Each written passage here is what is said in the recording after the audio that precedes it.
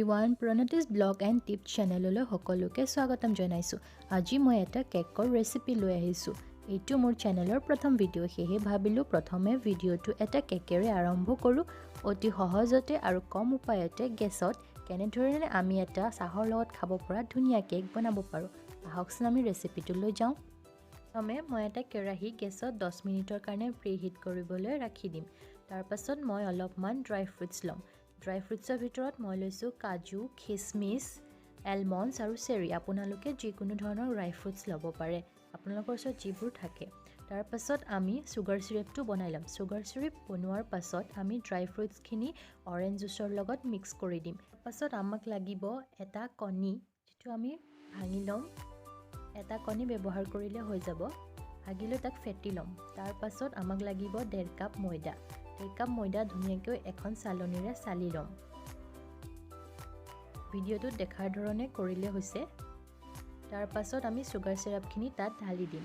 Sugar চিৰাপখিনি ঢলাৰ পাছত আমি 2 চামুচ ৰিফাইন অইল, তাৰ পাছত যিখিনি আমি মিশ্ৰণ ড্ৰাই ফ্ৰুটছৰ বনাই থৈছিলোঁ সেইখিনি, আৰু 1 টেবুল স্পুন বেকিং পাউডাৰ আৰু half table spoon baking soda ব্যৱহাৰ কৰিব। পাউডাৰ আৰু সোডা দিয়াৰ পাছত গোটেই মিশ্ৰণটো ভালকৈ মিক্স কৰি ল'ব।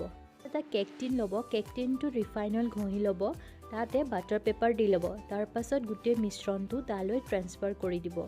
ভিডিঅ'টোত দেখাৰ দৰে গোটেই মিশ্ৰণটো ট্ৰান্সফাৰ কৰি দিব। তাৰ পাছত বাচি থকা যি ড্ৰাই ফ্ৰুটছ আছিলে সেয়া ওপৰৰ দি ডেকোৰেশ্যন কৰি দিব ধুনীয়াকৈ।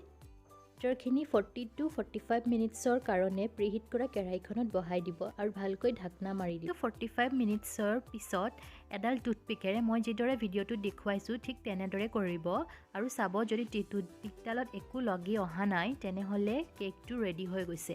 আমাৰ এই কেকটো ৰেডি হৈ গৈছে। আমি কেকটো নমাই দিছোঁ আৰু ঠাণ্ডা হ'বৰ কাৰণে দি দিছোঁ। কেকটো চাওকচোন ইমান ধুনীয়াকৈ ফুলি আহিছে। কেকটো ট্ৰান্সফাৰ কৰি দিছোঁ এখন প্লেটলৈ আৰু মই বাটাৰ পেপাৰটো এৰুৱাই দিছোঁ। বাটাৰ পেপাৰটো এৰুৱাৰ পাছতে আমি কেকটো আপোনালোকক দেখাইছোঁ। ইমান ধুনীয়া ছফ্ট এণ্ড স্পঞ্জি কেক হৈছে।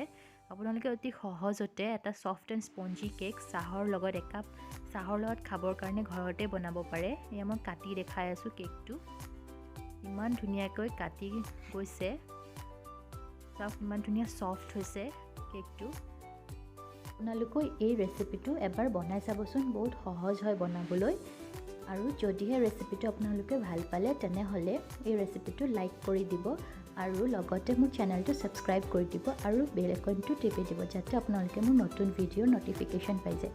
তেন্তে আজিলৈ আহোঁ, নেক্সট আকৌ নতুন ভিডিঅ'লৈ আহিম আপোনালোকৰ মাজলৈ। ধন্যবাদ।